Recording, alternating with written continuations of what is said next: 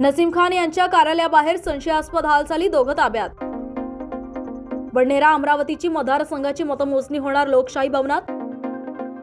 योगायोग उद्या निकाल लागणार, त्याचवेळी पहाटेच्या शपथविधीला 5 वर्ष पूर्ण होणार. मणिपुरात आमदाराच्या घरातून 1.5 कोटीचे दागिने लुटून नेले, जमावाने केली नासधूस. छत्तीसगडच्या सुकमात भीषण चकमक, 10 नक्षलवाद्यांचा खात्मा. मराठवाड्यातील 5 पैकी 4 मंत्र्यांच्या मतदारसंघात मतटक्का वाढला, एकाच झाली घट.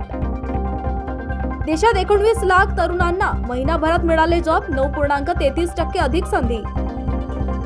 दहशतवादी हल्ल्यात पाकिस्तानमध्ये 50 ठार, मृतांमध्ये 8 महिला, 5 लहान मुलांचा समावेश.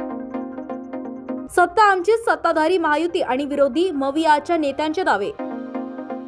प्रणिती शिंदेच्या विरोधात जोडेमारो आंदोलन, शरद कोडींवर गुन्हा दाखल, निकालाच्या तोंडावर सोलापुरात राजकारण तापलं.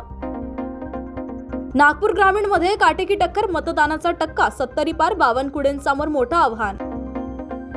विधानसभेच्या निकालानंतर शरद पवार महायुती सोबत येऊ शकतात, नारायण राणेंचा खळबळजनक दावा.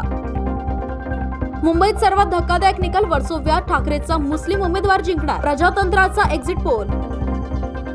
मयूरसिंग पाटील यांना जीवे मारण्याची धमकी, इंदापूर पोलीस ठाण्यात गुन्हा दाखल.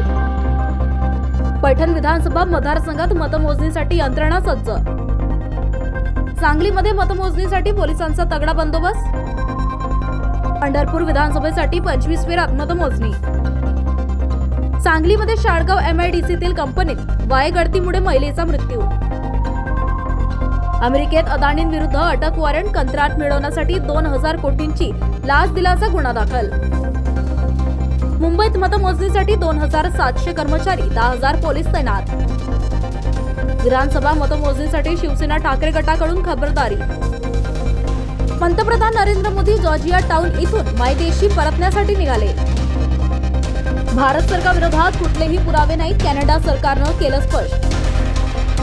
मुख्यमंत्री पदावरून संजय राऊत आणि नाना पटोलेंमध्ये घमासान.